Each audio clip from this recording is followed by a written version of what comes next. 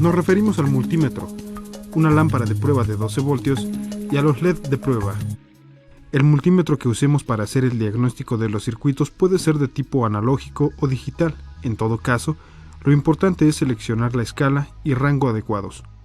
En el caso que nos ocupa, pondremos nuestro multímetro en la escala de voltios de corriente directa. Si su aparato no es de autorrango, sino convencional, ajústenlo en la escala máxima de 20 voltios de corriente directa. Una vez que lo haya hecho, proceda a conectar la punta negra en la salida de común y la punta roja en la salida que comparte las mediciones de voltaje y resistencia, tal como aquí se muestra. Y con la finalidad de verificar sobre todo las líneas o circuitos de 12 voltios, usaremos una lámpara de pruebas para circuitos. Con este tipo de lámparas podemos detectar de inmediato las señales negativas o señales positivas. Solo hay que intercambiar el caimán de una polaridad positiva para identificar polos negativos, o en una polaridad negativa para identificar polos positivos. Por último, cabe señalar que los LED de prueba son pequeñas herramientas que sirven para verificar los pulsos de inyección. O sea, que son útiles para verificar, en el arnés del inyector, si la computadora está enviando correctamente los pulsos. La necesidad de emplear estos LED se debe a que, por la velocidad con que los pulsos son enviados al inyector, una lámpara de pruebas para circuitos de 12 voltios sería incapaz de destellar con la intensidad que se requiere. Para diagnosticar las condiciones del potenciómetro del acelerador con la ayuda del multímetro, primero habremos de asegurarnos que en el cable azul celeste que viene de la cavidad 17 de la computadora exista una alimentación de 5 voltios. También será necesario verificar que en el cable número 11, de color amarillo con rojo, haya una señal de retorno, y que en el cable café con blanco, que llega a las cavidades 6 y 7 de la computadora, siempre esté presente una señal de tierra. Una vez que haya localizado el potenciómetro del acelerador, proceda a identificar dichos cables. Aquí tenemos el cable azul claro, que conduce una señal de 5 voltios desde la computadora. El cable amarillo con rojo que lleva la señal de voltaje modificado desde el sensor hasta la computadora. Y finalmente, el cable café con blanco, que siempre conduce una señal de tierra para cerrar el circuito de este sensor. Para verificar si la computadora y las líneas se encuentran en buen estado, primero desconecte el arnés del sensor. Asegúrese que el switch de ignición esté en la posición de abierto. Enseguida, conecte el multímetro, ubicando la punta negra en una tierra permanente. Verifique que en esta línea existan 5 voltios y que en las líneas del centro y de tierra haya 0 voltios. Si los 3 valores encontrados son correctos, asegúrese de que el sensor modifique el voltaje con los cambios de aceleración. Para ello, primeramente vuelva a conectar el arnés e inserte la punta lectora en las 3 líneas del sensor.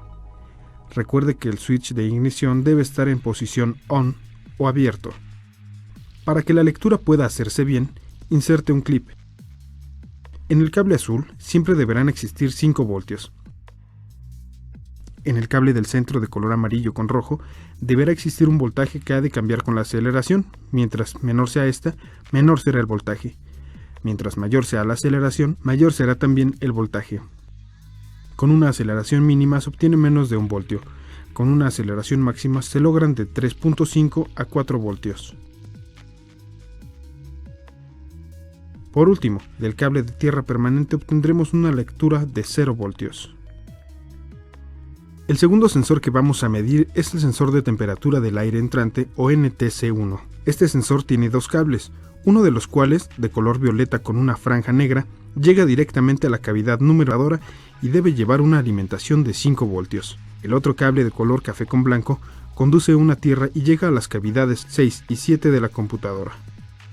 Como ya sabemos, el NTC1 se localiza en el cuerpo de aceleración del motor, prácticamente en la parte frontal. Al igual que en el caso del sensor antes explicado, verificaremos si la computadora y las líneas se encuentran en buen estado. Primeramente, ponga el switch de encendido en la posición de ON, para que intente determinar si la señal de alimentación de la computadora y la señal de tierra son correctas.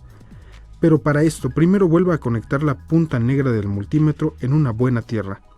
Luego desconecte el arnés y verifique que en el cable violeta con negro haya una alimentación de 5 voltios y que en el cable café con blanco el circuito de tierra esté cerrado.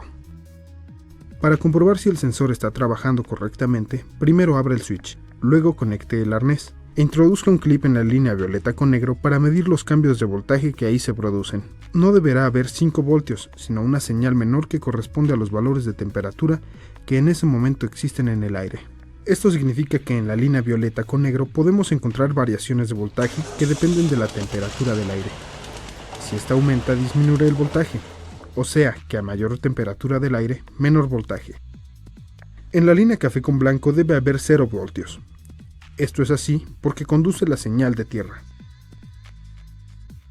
El sensor de temperatura NTC2 o sensor de temperatura del motor tiene 2 cables. El de color café con rojo va hacia la cavidad número 10 de la computadora.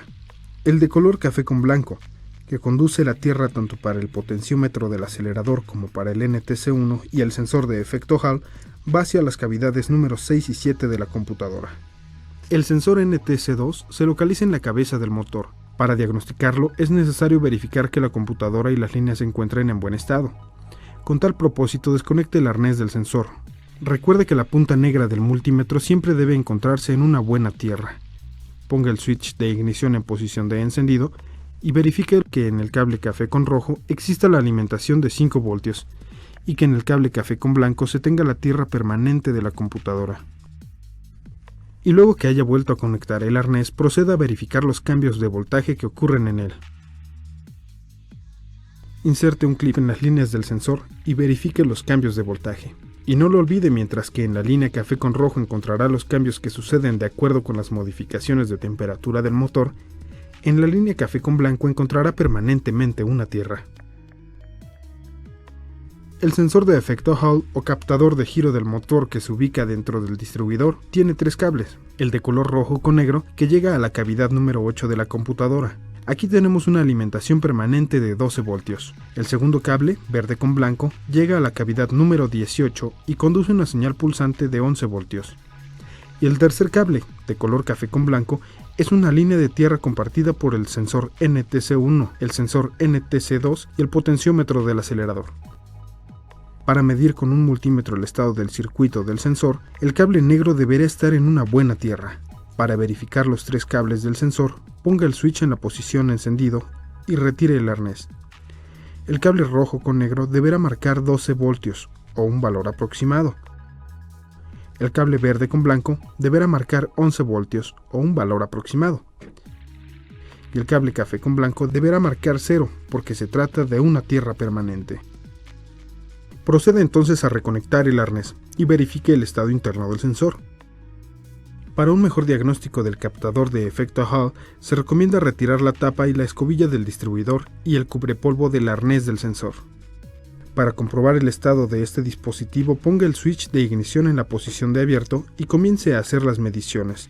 Recuerde que el cable negro del multímetro deberá encontrarse en una buena tierra.